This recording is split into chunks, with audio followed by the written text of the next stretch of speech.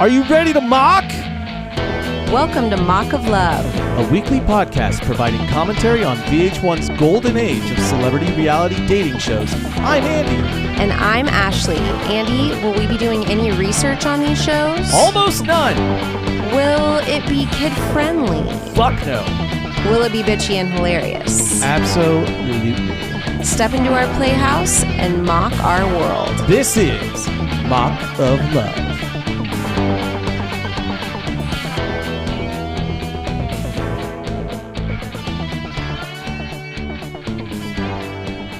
Otis is like ogling over her tatters. Like the tatters. Yeah.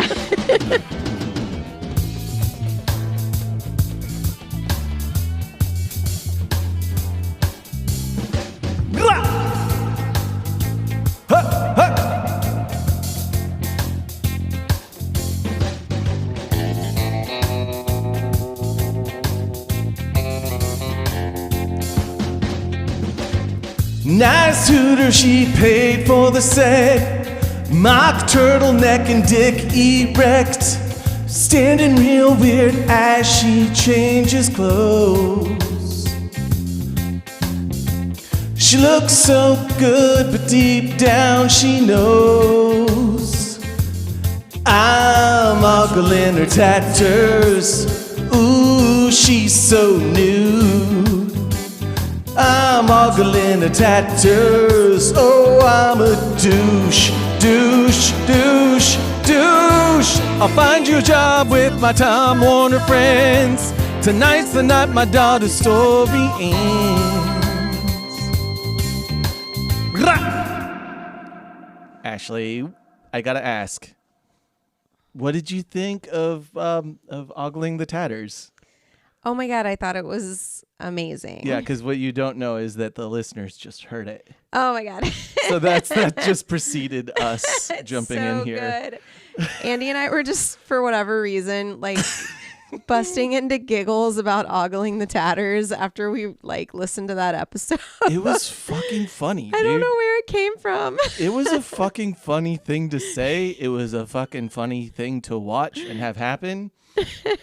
And yeah, that was. Wait, you gotta like give the background for your song because I'm good. Not all people are quite as nerdy as you. No, I have. Oh, okay. So there's a couple things that aren't included, but Ashley, you heard the clip of Ashley from previous episode. Say ogling the tatters. Her tatters. Her tatters. And that got me. That was Otis ogling Heather's tatters. Otis being Lacey's fucking weirdo dad. Oh, Otis. And so Ashley says ogling her tatters, and I die laughing. And ogling her tatters just immediately jumped out to me in an Elvis Costello voice, like watching The Detectives by Elvis Costello. Like, I didn't know that song when you were explaining this to me. And sometimes it's hard for me to believe that we live together. And that's one of those things. I'm like, Elvis Costello is a pretty big influence on my songwriting, on my whole vibe. I know, and I don't have big square glasses, but I don't know much about him. I really don't. He's so great. You're getting nothing but Elvis Costello vinyl for Christmas. Oh, cool. Oh man, so much has happened, Ash. I know. It feels like a lifetime ago, but we got back from Hawaii only a few days ago. We got back from Hawaii, and we got a new president. I feel like I was in a time warp when we were in Hawaii. Yeah. Like I just got to dissociate from the horrors that have unfolded. I just am like, it's so wild that it's the same shit every day. You wake up to new horrors, and this is exactly why I didn't vote for this fucking man. Every day it's a new fucking, like, are you fucking kidding me? Yeah. Yay, He Matt appointed Gaetz who? will be our Attorney General. Krang from the Ninja Turtles will be appointed to the head of Health and Human Services. I'll get you, Ninja Turtles. Oh Don't get vaccinated. Oh my God. We are living in a hellscape, so let's have fun and talk about Rock of Love. We need to laugh. Yes. And guess what? We are Mock of Love. I'm Andy. I'm Ashley. And yes, this is Mock of Love, episode 11, boo. Well, we are at the season finale. Oh my God. I can't believe the day arrived. Wait, you're doing another song? You have 2 songs this week? You don't know. You don't know. I was inspired, given the current hellscape situation that we were discussing. I was inspired during the episode we just watched. All right, the season all finale. right. Lay it on okay? me. Yeah. I need to bump up the levels. All right. Hey, let me be your cool auntie. If you need an abortion, come and stay with me. Please, don't you knock to ICE. Tired huddle masses consume less than they contribute to society. Please, let me be your mutual aid. Is this your protest song? Yeah, but well, okay. I can tell you're not impressed with it as a protest song. No, I like it, babe. That is not what I was saying. That was literally just my first thought was this is your protest song. That's correct. I was inspired. I like it. We need to be topical. We need to be, with the times. This isn't just listen, if you voted for the fucking guy, this might not be the podcast for you. And that's fine. You guys can dip. I was just thinking that like a good portion of the people tuning in probably voted for him. And everyone makes mistakes. Yeah, it's not too late. Like we know you're out there Googling what's a tariff. Yeah. It's okay. And also, who is running for president and did Biden drop out? The top Google searches the day of the election. Woo, you're not giving us a lot of comfort. Anyway, we can move on. We're here to have fun, Andy. Sorry. Yeah, that's right. All right. Wild bus sex. Yes, that is how this episode starts. Wild bus sex. Quote from Bret Michaels. It starts with a recap of the drama that has led us to episode 11. Yeah. The Rose and the Thorn. Oh my God. Ugh. That's the title of the fucking episode, people. This freaking title. He can't get enough of that one song. Appropriate, but yeah, that is like the song. That's the only song that song we give a shit about ever on this show. I know. I know. And so he's talking to the camera. It's showing all the women that have been on the show and been eliminated and so on. He says, whether it's wild bus sex or long relationships, I don't really do a lot of dating. It's one or the other. And how do we diagnose that situation, Ash? What would you say is Bret's condition if it's just one or the other there?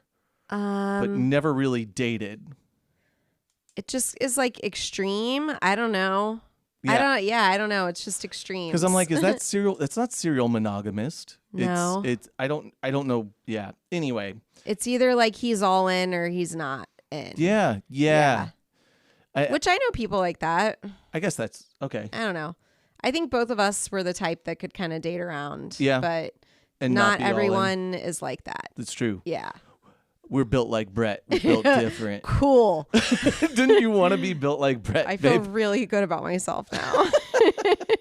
And then, they're showing everything that's happened and that Heather and Jess, they've gone the distance, man. Here they are. Yeah. They have a connection, quote unquote, with Bret. That's a real thing, I guess. And this exciting conclusion to Rock of Love. That's what the announcers say. Does the announcer sounds like a larger scale Ricky Rachtman? Yeah. Who we'll talk about more in upcoming episodes. He's heavily involved. He is very, yep, we'll see him in the reunion next week. Yeah. And tell people who he is. For those who don't know, have we talked about him before? We haven't, but we should, because Ricky Rachtman was a fucking MTV staple. I liked the guy because when I was very into ska, and it was part of who I was in a big way. Stop laughing. He was one of the only people on MTV as a VJ that would seem to know and give a damn about any ska bands or ska music whatsoever. I'm giggling, but I also listened to ska. That's right, you did. Because why, Andy? Because Jesus? Christians. Because Team Jesus listen to ska. Yes. Yeah. No, that's 100% true. Ricky Rachtman, if you've never seen him, he looks a bit like the singer from Lit. But like a little bit that. More definitely a little nebbish. That same style too. Yeah, that Southern Flame California. early 2000s. I don't know. Flavor saver, maybe Yeah. bleach tips at one point in your life. Yeah. You know? Wearing the Connie Cons on his feet. Yeah. Yeah. So anyway, that's Ricky Rackman, and that's what the announcer voice kind of sounds like. Yeah. So like you said, they're kind of like recapping all the drama that's gotten us here. And now it's down to Jess and Heather, which like Jess basically is scared of committing. And getting heartbroken. Yeah. And Heather likes to party. And that's kind of like the struggle. Yeah. That Bret's going through, you mean? Yeah, like in his decision making. Yeah, he's trying to figure it out, and I don't know. It seems like he's got to figure it out. This episode is fun. It's wild. And it is. We didn't think it was going to be fun. We were like, oh, this might be a boring episode that we have to fill. Yeah. But they made it really fun. Yeah, and part of what helps is, so they're packing to go to Cabo. Let's just catch you up here. Yeah, so it's like super awkward. Heather and Jess are in their room at the mansion, which, by the way, I just noticed that there's, you know how I mentioned before there was like a cutout of Bret in one room? So all over the walls in the girls' room are like posters of Tiger Bret. Beat, Bret Michaels and shit. Totally. It's just him. It's everywhere. But yeah, so it's super awkward. They're basically like being silent with each other and packing for this Cabo trip. But Jess, during a talking head, makes it known she is going to transform into somebody ready to fight to win this fucking thing. Yeah, and she says, does. Heather better watch her fucking ass. She says the F word. She does. See, and Heather goes, the claws are coming out.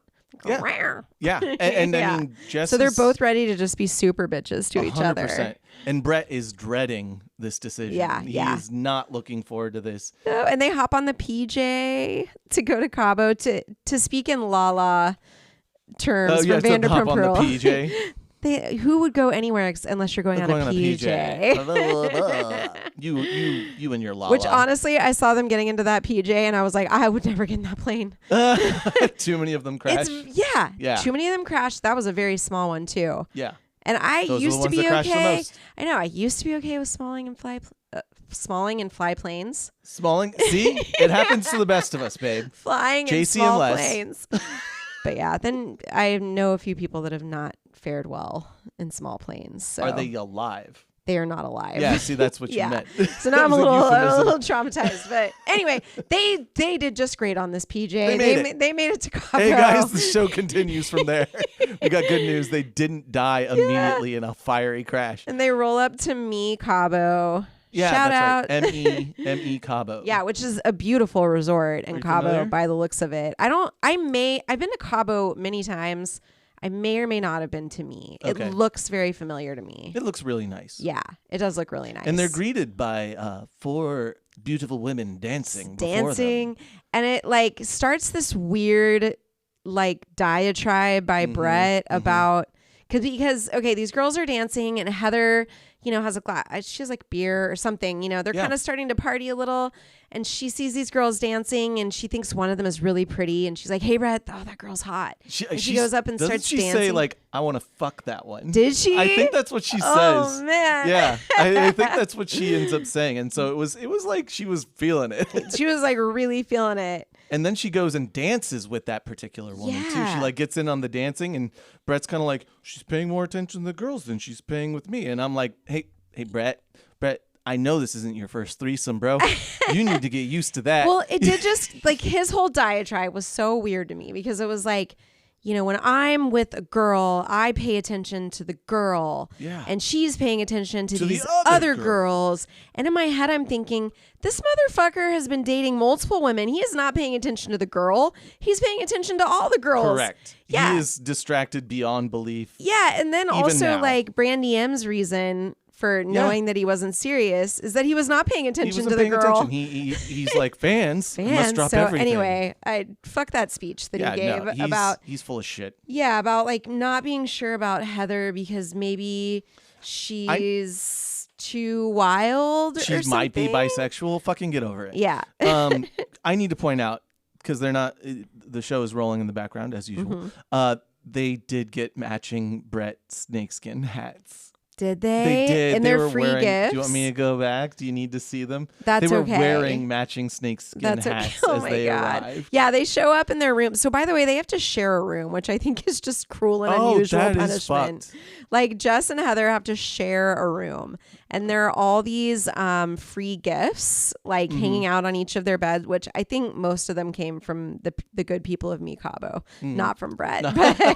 But there was like, I guess, these cowboy hats. But that had to be from Bret. Those had to be from They Bret. were identical to the snakeskin hat he will wear from time to time at elimination. And so now they like go to this dinner the first night. Yeah. And it's weird. super awkward.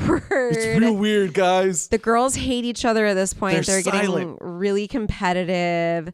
And, it's just like Bret feels weird. Everybody feels weird. You can see it in his face. He's got his hair's doing weird things too this episode, I gotta say. He's got the bandana and no hat in Cabo, so it's just kind of flowing. But they're dead silent, and Bret like straight up says like, there's some bread here. Would you guys like some bread?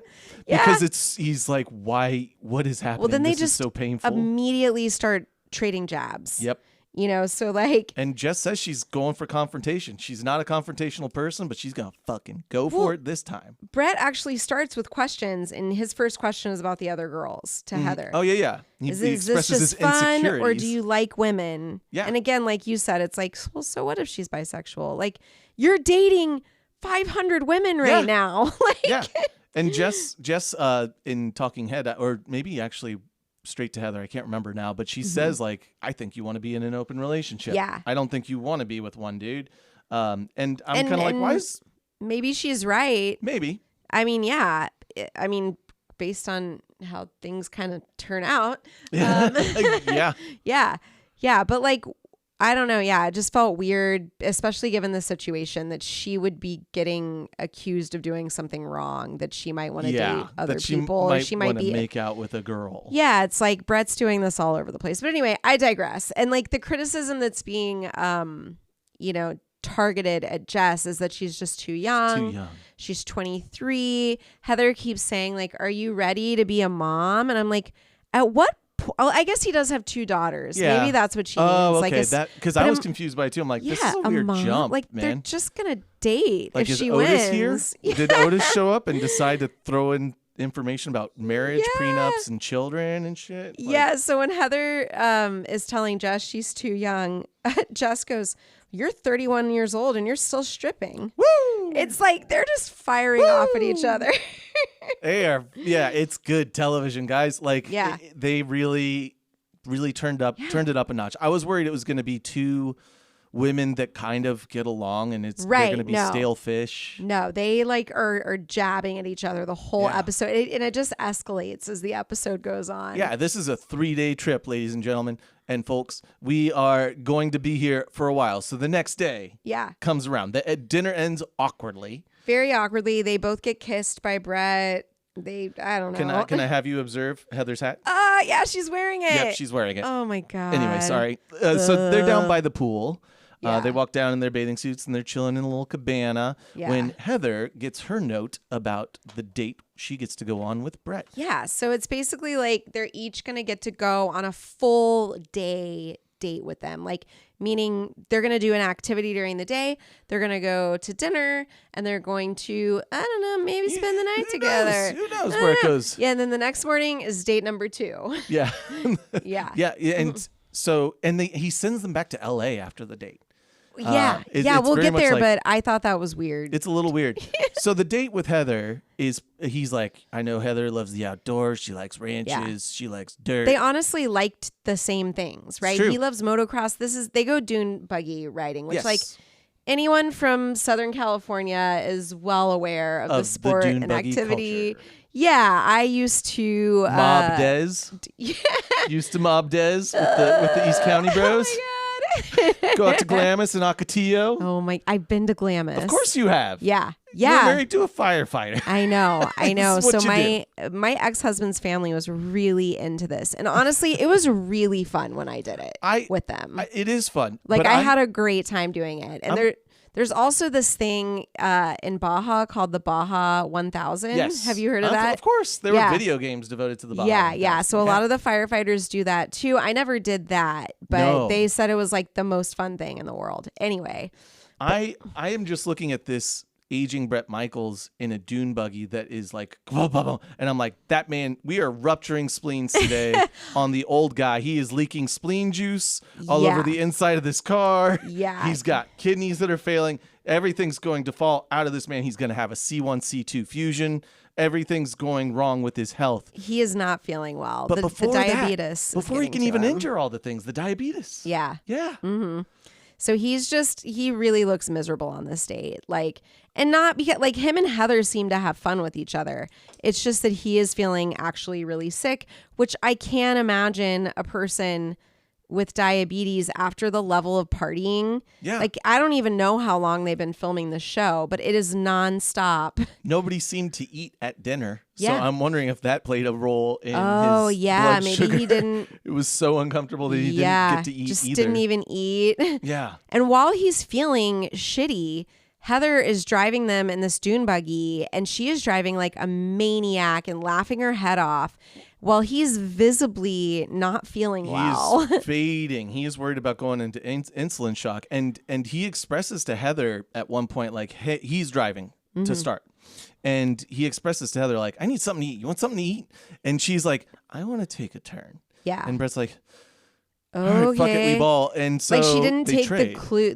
No. Like, and maybe he should have straight up said, I am not feeling well. I might crash. But I think he was hoping that she would like feel the vibe. Yeah. And she definitely didn't. No, and she didn't pick up on that at all. Had a grand old time. And so it's kind of starting to annoy him. I think it's probably also, in fairness to Heather, it also might be a little difficult to know when like Bret is serious and when he's partying and versus needing to chill out. Like, you know, I can see that it might be a little blurry.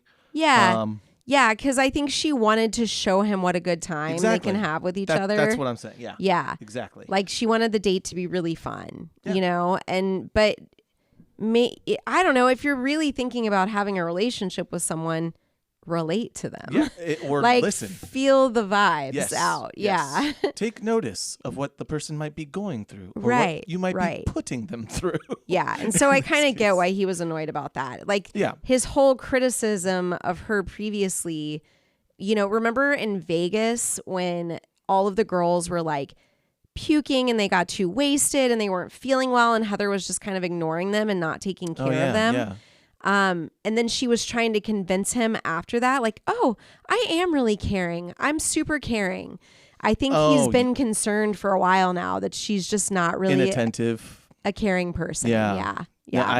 Maybe just thinking about herself, you know? And I think there's an element of that. Like it's shown up a couple times now. It kind of has. Like as good of television as it makes and as funny as it makes her, which like maybe that's part of what she's doing too, is like making good television. Yeah, which I'll get to that later because I watched a little bit of a podcast that she was on, so I think there was an element of that, you know, but it does come across as just like a super bitch sometimes. Yeah.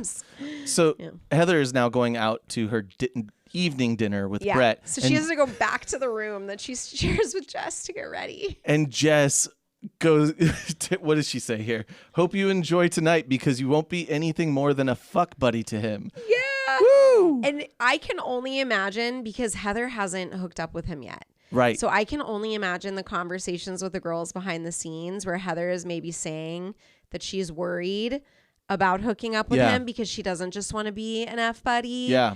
And she wants it to be more serious, and so Jess is just, I don't know. I'm making that up in my head, but it feels right. It is interesting, and Jess is like, ooh, this is a scab I can pick at right and now. let's not forget the lessons of the last episode or two.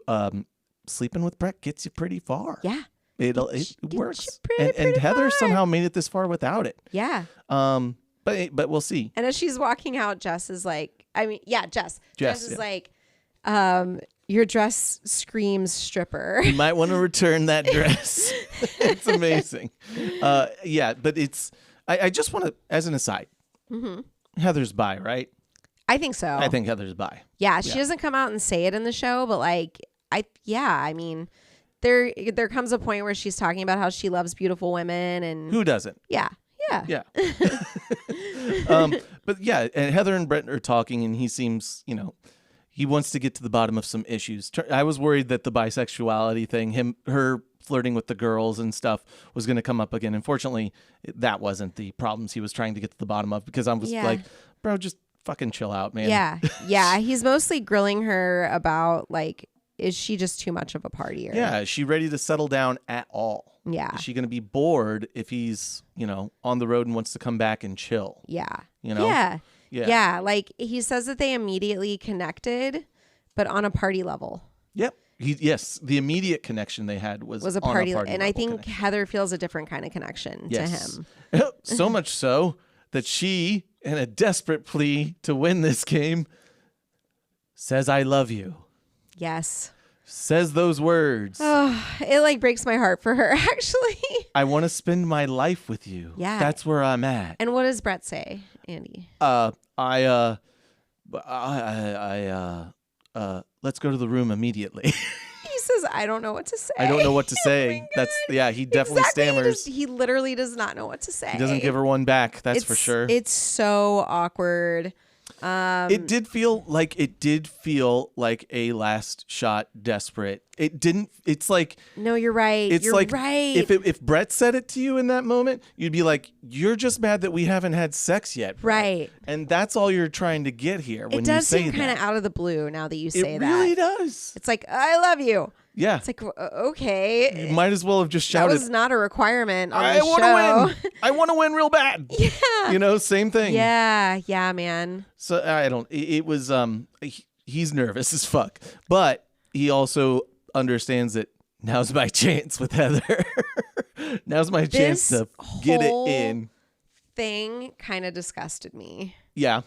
Yeah, because she says, I love you. He knows she hasn't put out yet this whole time. And that's probably a big deal for her. Yeah. Okay. And he, first of all, doesn't say I love you back. Nope. But then knowing that, and like you said, maybe it felt a little fake, but I think she really does have feelings for him, whether it's love yet or not. Like, who knows? I think what she said felt desperate. I don't think she didn't mean it. I think the timing of it was poor. But then, he takes her back to the hotel to bang her. Yeah. Which I just feel like a decent human being sitting in this situation, knowing how wrecked this girl is, would not take this opportunity to just get to have sex fuck with her. Bret Michaels. Yeah. And get her name tattooed on the back of her neck and yada. Wait, yada, are you yada. saying she just wanted to fuck him? No. Oh, okay, I got confused by that. No, sorry. Okay. Let's be clear. Yeah. He just wants to fuck. Yeah. It's just kind of grossing me out. Yeah. No, he's a skis ball, man. He is. These last couple episodes, you could have just divide and conquer. Now that I can had sex separate with like you guys, 6 different girls. You could have let this poor girl go at this point. Yeah. In the Vegas episode, he slept with every single one almost. Yeah. It's just like your balls are lately. empty. Yeah, it's man. okay. You don't need this one too. I don't know. Anyway, like knowing how things turned out, and then we'll get to this later, but seeing some of the like interviews with Heather after the fact. Yeah. I just feel so bad for her. Oh, in this interesting. moment. So you have more details that I don't have that might be contributing to the way you're feeling. Exactly. Got it. Yeah. We'll get to that.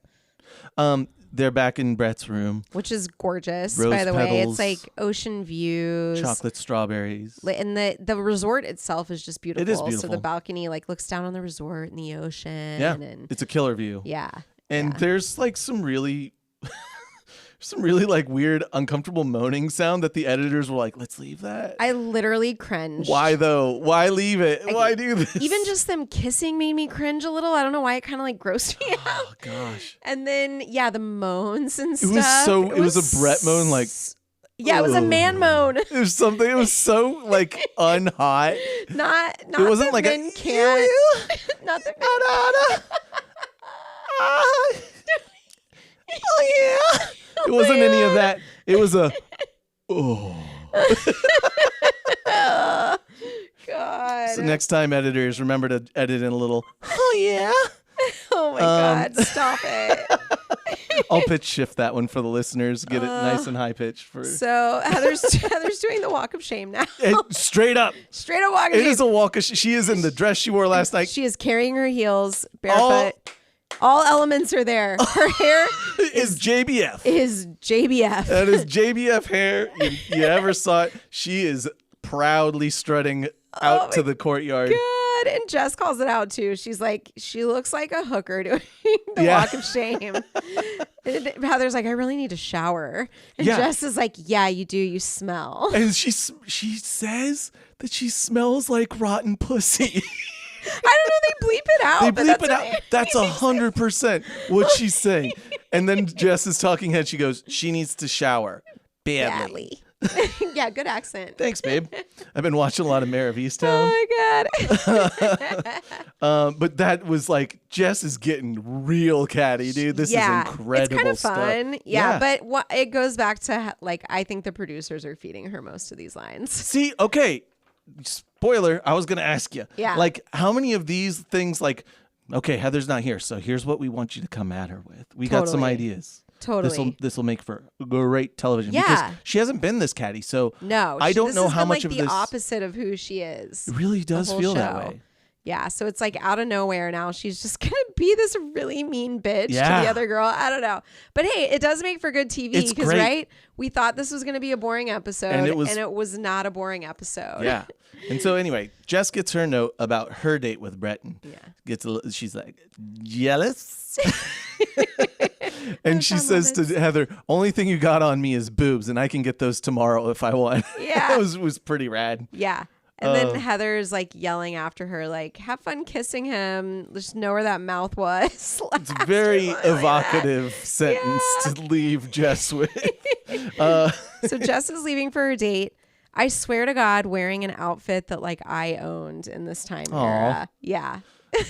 Where did you get it from? Just gave me some like Forever 21 nostalgia flashbacks. I don't know. No, the skirt was Seal. Skirt was probably from American Eagle. It's like a short cut off jean skirt.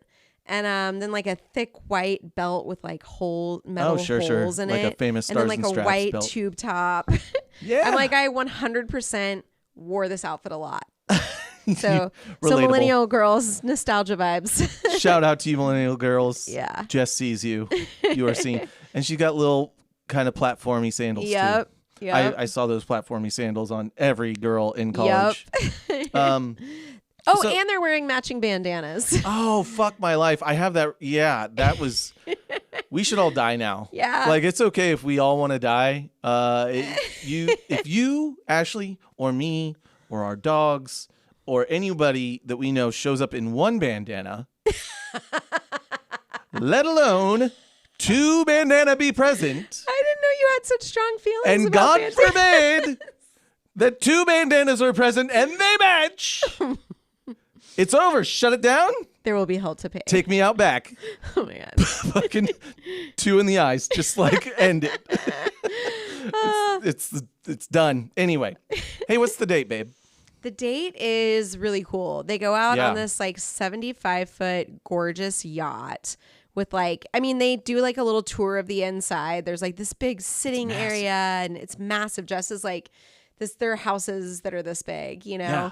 And anyway, it's a very cool date, but they don't stay down there. They go up to the deck and they're just kind of like cruising around. It seems like the Cabo kind of like bay area by the arch. Isn't that the Cabo? I don't know. Isn't Cabo like Cape or something? I don't know. I thought it.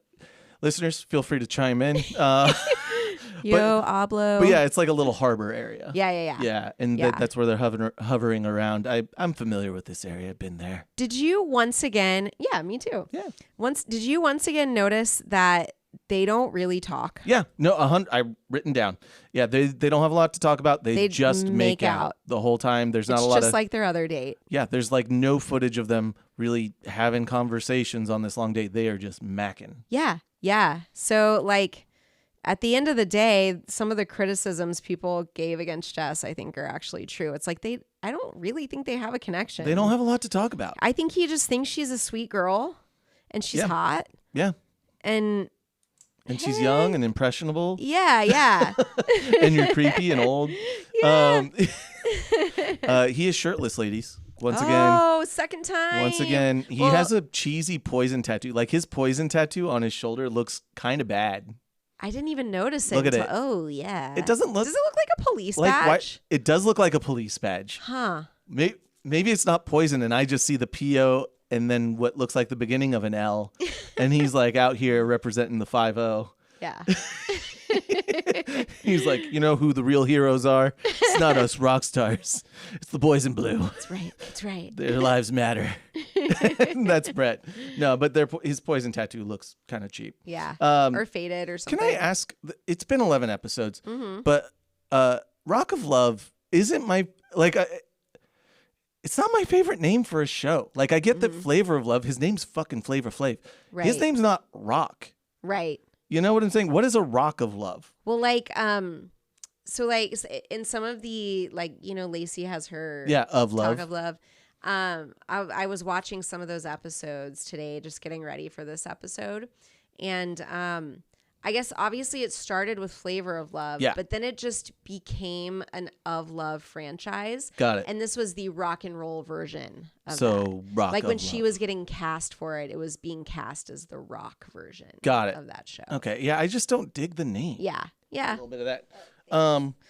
Sorry if he had to adjust my mic. Sorry if my voice was. No. It just fell off like a teensy bit, and I saw that it started drooping. But yeah, I'm just not sold on the name. Like I get that you want it to be Of Love, and this is the rock version. Right. I feel ya. Anyway, feel ya. 11 episodes of these, you start to look at everything. Like you say things so many times and they become meaningless. Yeah. It's like how I feel about the words Rock of Love at this point. Now you're just like overanalyzing Yeah, them. it just turns to mush, and I'm like, does this have any meaning? Is this a thing? It sounds so dumb now. Anyway, Bret and Jess, they're going out to dinner. Yeah, so she's still coming into this with like a fear of getting rejected. And Bret's coming into this with a wicked case of diabetes. Yeah. He looks straight up like pale. Yeah. He doesn't look well. He looks weak. His eyes are falling. He's getting Vince Vaughn eyeballs. Yeah, he is not doing good. And so basically their dinner turns into like him showing her how to give him an insulin shot. Yeah. In case he starts to fucking code. Goes into a diabetic coma, I guess. He's like, I don't want to freak you out, but it's kind of like, here's my take. Maybe start eating. Maybe have food. I know, they could have put some freaking tortilla chips on the table or something. You're at a resort, my brother in Christ. Like, they might have orange juice. You might be able to order some at this beautiful resort. We don't need to skip to stab me with this if I die. You are in civilization, man. Right. Have some food. I don't know how diabetes works. Listener, feel free to correct me on this. I apologize. It might be an accumulation at this point. Yeah. I think it's like many days of not doing the right things. That could be. Yeah. And skipping dinner the first night in here. Drinking too much. Oh, yeah. Yeah. Mm-hmm. Too much sun. Yeah. Yeah. All the things. Could be. Jess starts weeping at this information, though. Yeah, and it kind of shows like what a nice, that looks genuine to me. Like she's a nice human. She's genuinely like, it scares her. Yeah. That he is this sick and that she might have to like revive him. And so this is where I get freaking skeptical conspiracy brain, because this is a complete 180 from the exact situation that was presented to Heather. Right. And it's like, are you having these diabetic moments, or was this set up as the real challenge, quote unquote? Right. How do you respond to Bret when his blood sugar is crashing? We happen to have it happening in both scenarios. Damn, that's a good point. This is the challenge. Yeah. It is a direct contrast. Like, and maybe it couldn't that's be like more perfect. Maybe Bret told the producers, like, these are the things I'm worried about. And so they're like, okay, we're going to set up the situation where you get to test that and see how each woman reacts. Yeah, exactly. Yeah. So whether the contrast was intentionally staged or not, I think we'll never know. Maybe you can listen to one of the other podcasts that Ashley knows about to find that out. That's not our podcast. Yeah. Because our podcast jumps right into the naked jacuzzi time. Yeah. Hell yes. So despite being so weak, he's crying at the table. Right. He has just enough juice. Juice is an interesting term. You use juice right now? Don't use use juice with Bret Michaels in my presence. I don't need to think about Bret's juice. Ew. Well, yeah, so they go back to the suite and basically Jess does this like really sexy like walk to the jacuzzi like while she's letting clothes drop off behind her. She's not wearing underwear. And it just kind of fades out. I am wondering if that also was just for show, because if he did actually feel that bad, I'm not sure that they had sex that honestly night. like yeah. Man, I don't know. So that's the end of their date. Yeah. They wake up, well, not the end. They wake up the next morning. They have a nice breakfast, heartfelt conversation. Yeah, he loves that Jess is like innocent and caring and young and impressionable. Yeah, the word innocent was interesting. It's to always me. The innocent really grosses me out. Yeah. Ugh. Anyway, he's so gross. We all know this. And she's got to go home. Yeah. So like you said earlier, he just, after, now that both of the dates are over, both of the girls get on the plane and go back to LA. And he like stays in Cabo for another day. Yeah.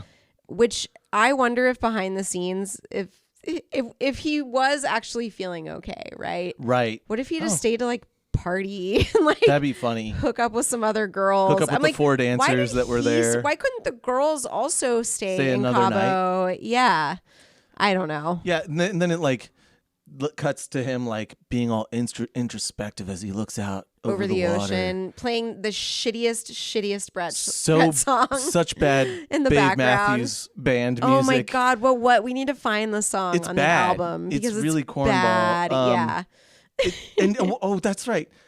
Yeah. Well, I was thinking like as he's looking out over the water, like I bet he's getting like super introspective and about to write like the song of the century with his really good lyrics. It's like a really meaningful moment. No, and it's like these really cheesy lyrics that it's one of those songs where it's like slow and you can hear the lyrics and you're just like, oh God. Eye rolling the whole time.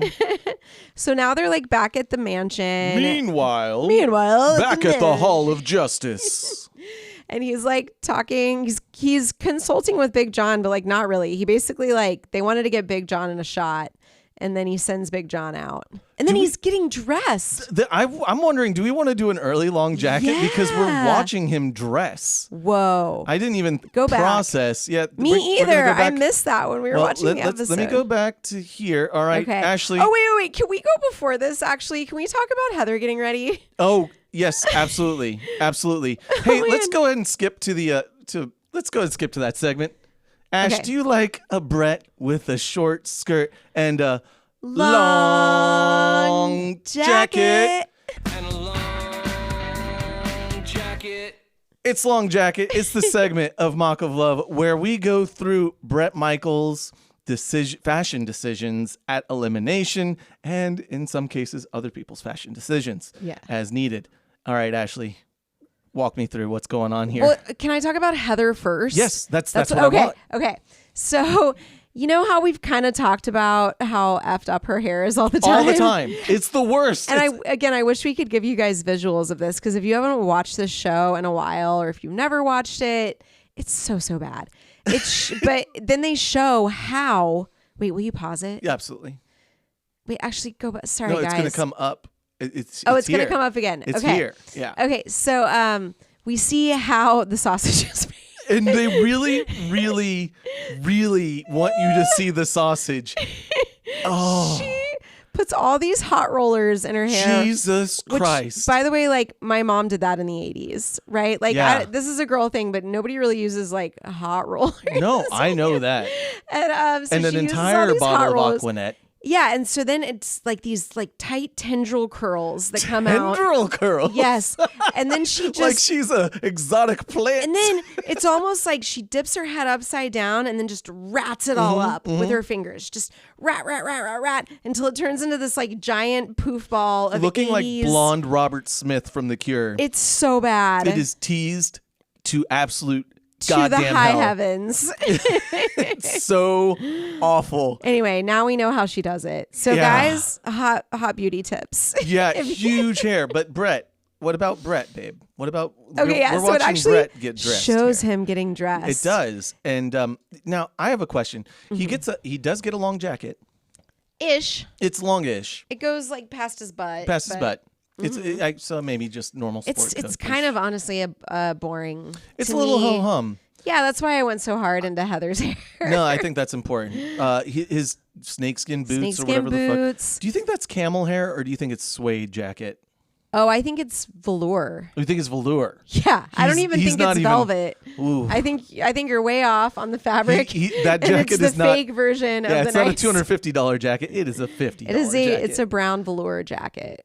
Wow. Yeah. Okay, sorry I gave him too much credit there, everybody.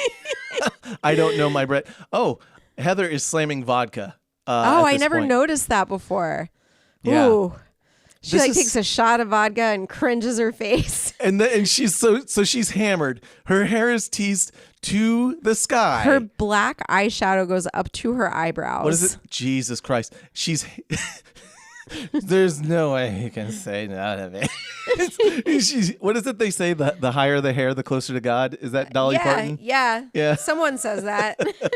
Southern ladies. And then it shows Jess getting ready, and she's like very mindful, very demure.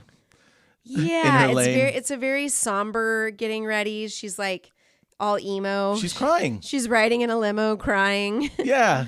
She's not getting wasted. She's slowly getting ready. And what a ride this has been, man. We're at the end of season 1 of Rock of Love. It's very exciting. And we made it. Looks like we made it after all. Aww. But we're here at elimination. Jess is pulling up for elimination. Mm-hmm. And she's there solo. The house is eerily quiet. It's dark. Candles everywhere. Yeah. And she's just there. Jess by and herself. Heather start throwing jabs at each other like immediately. Oh, well, once Heather shows up. Yeah, but I think it's yeah. interesting that they just kind of have one of them like walk in. empty house, silent, just really building the drama. Yeah. It's good. And then like Heather comes in and Jess is like, her 80s porn hair is bad. Yeah. And Heather goes, I'm surprised you showed up. Dang. And Jess goes, fuck off, Heather. So, and then Bret, so the girls are to the nines. They've done a lot of work. Whether or not you like it, they put a lot of work in. They look like they're going to high school prom. I'm really just do. going to throw that out there. In very different years. They're both in chiffon. Can we just start there? Can I cut in some Muna featuring Phoebe Bridgers silk chiffon? Oh, wait. Yeah, I think Jess's is more of a silk chiffon. There you go. Yeah. We'll do it. And Heather's is a straight up chiffon. If you haven't heard Silk Chiffon by Muna featuring Phoebe Bridgers, I believe, go listen to that song. Absolute gay anthem. It's really good shit. Bret, that is to say they both look like they're going to prom. Like, no offense, guys. But my joke was very good. I hate these final dresses. No, my joke so was very cheesy. good. They're going to prom in very different years. Yeah? Like Heather's prom took place in 89. Okay, when did Jess's prom? Jess's prom was probably like 2001. Yes, early 2000s. Yeah. So it's prom dresses. Sequins abound on both of their dresses. She's a girl who listens to NSYNC and loves them. This is like so with them dressed to the nines for prom, Bret being dressed the way he does, it's like the PB-fication of relationship of couples. What? It's like you go to Pacific Beach in San Diego and you have women that are PB-fication. absolutely dolled up so hard, so cute, and you got their boyfriends that put on basketball shorts and flip-flops slides and a tank top and like a baggy shirt that like has a mustard stain. Yep. And they're like, yeah, let's go out. And it's, babe, that is not just PB. That is most places. I think it is most in places. America. It is where it is most punctuated in my mind. Yeah, totally. You know, because the dudes really just go so casual, and the girls and it's like get all dolled up. Yeah, and it's like the college, post-college kind of crowd over there. So that's what occurs to me. Yeah. You guys don't know Pacific Beach, but you have one, and you know what I'm talking about. There is that. If you are in a college town, there is that area of town. Yeah. So, all right. This is. Woo. So we've got Bret in here. We got the ladies, and you're sitting there, and Bret's like, "I want to put something out there to you, ladies," and you're sitting there. You're like, "There's no way. There's no fucking way. This is so fucking weird to me. There's no way he tries this." And if you think you know what I'm gonna say, you probably do. You probably do. What the shitty thing you think he could suggest is about to happen. He asks them if there's any way they can both be his girlfriends. Amazing. Can we just take a moment of silence? And he says it's a test, but I don't know how I feel about With that. this King Solomon bullshit, what are you doing? You're going to slice the baby Bret, and you need to see which mother is not willing to cut the baby Bret? Like, what is it? Who do you think you are? God. You are not the wisest man in the world. And from the girl's shoes, this dude asking that question could be a very genuine question. Totally. Knowing like who he is, what his lifestyle is. I don't think it was a test. I think he was like, fuck it, we ball. Maybe. You know? Like, let's try it. Except that, okay, so I thought that, I was like, is this was he not thinking it was a test at the beginning? He really just wanted to know, and maybe he would have done that.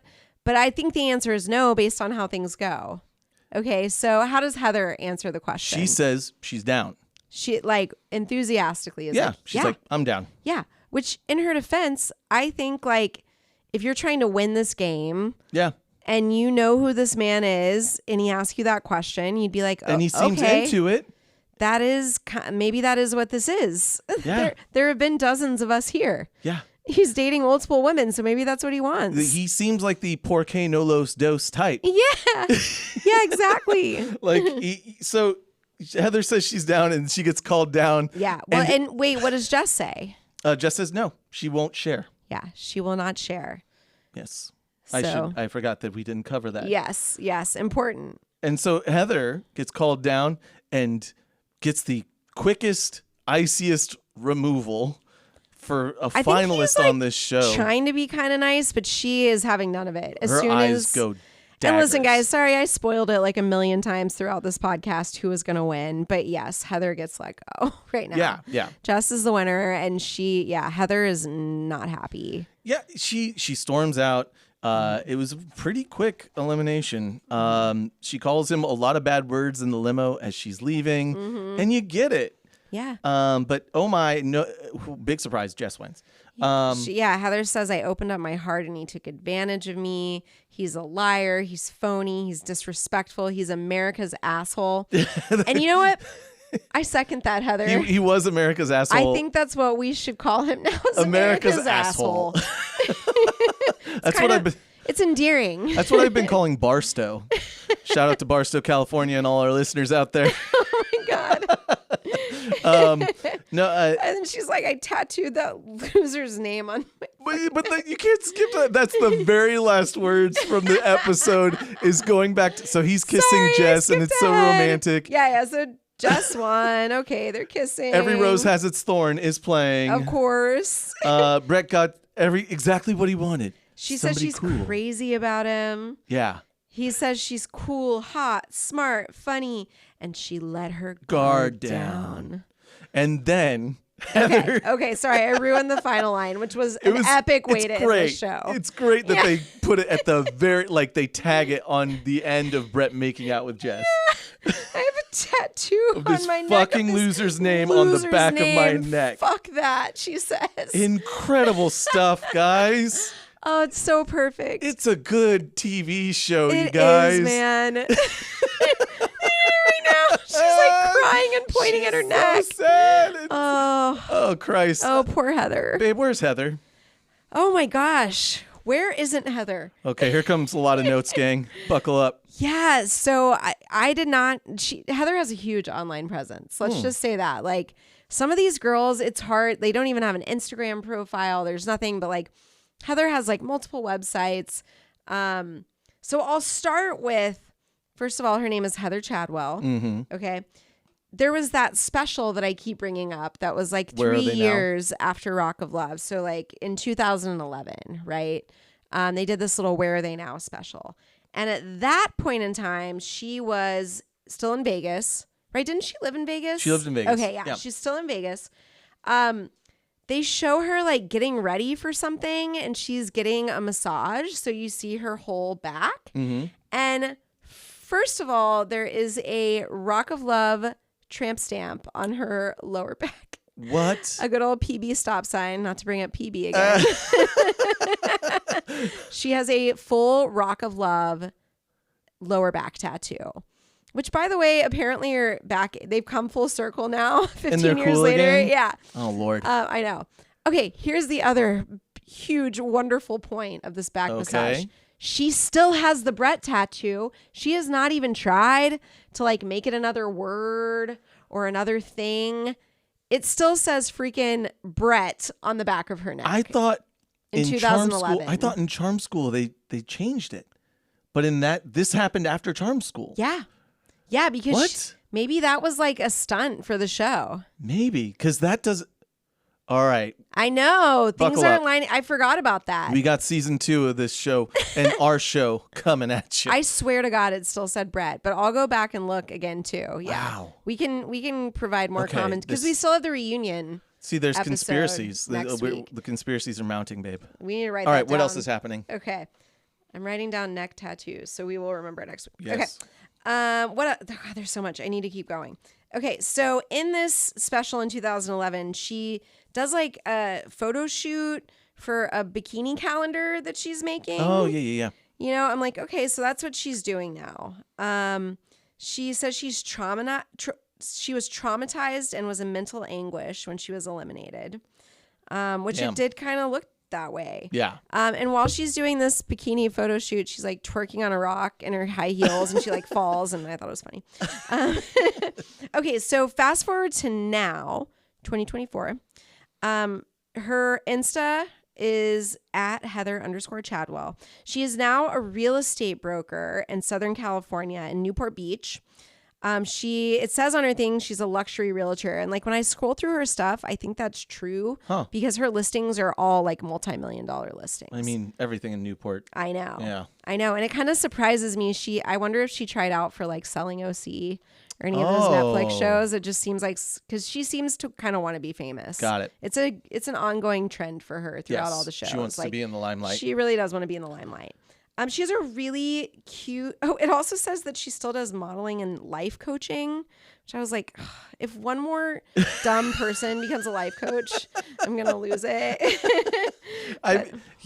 Jesus, what do I stand to learn from your life, Heather Chadwell? I know, and I'm not saying all life coaches are dumb people. But okay? have something to show from your life, Yeah. that really holds up. Yeah, that makes me go. I mean, I guess she is. It seems like maybe a successful real estate agent now. So maybe that's what. Maybe it's more like business. Okay. Coaching. I don't know. She has a cute dog that's a dachshund. Its name is Winnie, and she walks it around in a stroller, which I thought was really cute. But problem, she's definitely MAGA, which I would expect nothing less from her. Oh, where'd you find that? Okay, so on her Insta, I did a little sleuthing. You're a realtor in Newport Beach. I know. I was estate. just in Newport Beach MAGA with Central. my friend Holly and her dad Johnny. Shout out to them. Love What's you guys. And there were Trump signs everywhere. Yeah. Like hanging off of every house. But yeah, so on her Insta profile, there was a post of the day that she voted, and it said like voted in the sand. And the song that was playing on the Insta post was the J6 anthem? No, it was Lee Greenwald. Oh, good Lord. Yeah. I'm proud to be an American. I like the Canadian version. And then I flip over to her TikTok, and she has reposted very little, but one of them is like a total like MAGA boat parade after he won, and she seemed very excited. Well, good for you, Heather. I know. Now that we know that she's really not cool, there is a cool thing about her, which is that she's 7 years sober. So good for you, Heather. I know. Everybody's sobriety journey is special. It seems like she has her own real estate agency, Heather Chadwell Real Estate. And okay, so the kind of more interesting part, it's like that's where she is now. She's selling real estate in Newport. I flipped over to her episode on Lacey's podcast. Oh, yeah. And they went into a lot, which I think is just more relevant about like the end of the show and maybe just like a good thing for us to talk about. They were basically saying, just like Brandy M said that she figured out quickly that Bret wasn't there for love. Yeah. Heather on this podcast with Lacey is like, they should have called it Rock of Lies, Whoa. you know? And so her and Lacey go in depth about how they figured out at a certain point that it was very one-sided. One person wasn't there to date and all of the women were. That's what they said. So Bret wasn't there. Bret was not there to Got date. it. One of the reasons I went on that tangent about feeling sorry for her in Cabo is that apparently in Cabo, she says Bret was reassuring her that it was for real. Yes, and that perhaps she would get picked. Like, he didn't come out and say that, but it was something along the lines of like, I think she said to him, if you don't pick me. And he was like, I know, you'll kill me. You don't have anything to worry about. Huh. So he was basically saying that to her, which I think led her to have sex with him. Even though she held out the entire season without. Yeah. And for him to say you have nothing to worry about. And then, I don't know, whatever. Yeah. So at a certain point, Lacey also figured out that Bret was not in this for the right reasons. And she goes into depth about that in this episode. So Lacey's kind of getting into how she built a character, which is what we were kind of thinking along the line. She said, I decided to become the villain character. Okay. Because she had watched Flavor of Love and she was a big New York fan. Oh, and New York got her own show. Yeah. So she was like, I want to make good TV. I'm going to be the villain character. She did go into the show thinking that they were actually there to date Bret. Right. Like, she went in sincerely thinking that was a possibility. But she said she kind of started to like get vibes. One of the big red flags to her was even like with the show being made, she's like, okay, he's in her opinion, a nice and good looking guy. Why can't he find love? So she was skeptical that Bret would need a show to find love. Yeah. Right. And so at a certain point while they were filming, she said she had a conversation with him in the car when they were alone. None of the other girls were there. And she said she knew that the producers or the editors would never air it. But she said she just needed to know for herself, like, is this a real thing that I should be putting my emotions into, or what are you here for? You know? So what she asked him in the car was, you really don't have a girlfriend? So that was her question to him. And she said that he paused. He had like just a pause. And he said, well. What? Yeah. And so he told her in that car ride, he still had an on and off relationship with the mom of his two daughters. Oh, okay. Yeah. See, that reminds that this calls to mind Mitch Hedberg. Mm-hmm. I don't have a girlfriend, but there is a girl who would be really angry if she heard me say that. Yeah, I think it's a little bit of that probably. That's what happened there. Yeah, like if maybe in Bret's head, it's like if this ever airs, yeah, baby mama's not gonna be happy that I said I didn't have a girlfriend. Oh my goodness. You know, and so Lacey said from that point on, like she said, she didn't make a big deal out of it. She didn't tell one other girl because she wanted a competitive advantage over them. Oh, she kept it to herself. Huh. Right. But she knew from that point on that she had the freedom to be the villain character.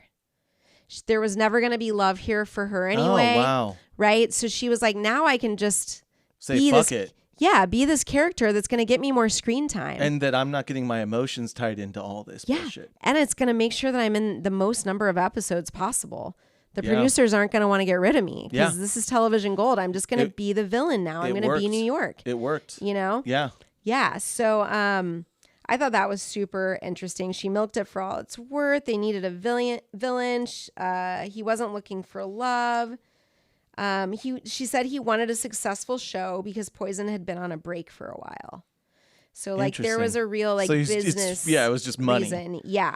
I'm not here for love. I need a paycheck. And they both commented, this is the exact word that Heather used, that he's a hellacious businessman, which in my head would be a bad. Yes. But to them, that was like saying he was a really good businessman. Oh, that's like I got that from context clues after they said it. Yeah. We need to talk to those girls. I know. I'm like, maybe a hella good My understanding is Trump loves the uneducated. But dude, that is a trip. Yeah. So, and then they both ended it by saying that they felt like the producers on this show were toying with the girls' emotions because they kept everyone thinking that this was a real thing. Dating show. Yeah. And that Bret was going to be with one of them and actually be into it. Yeah. And Heather reiterates that she was like very traumatized. Like, dang.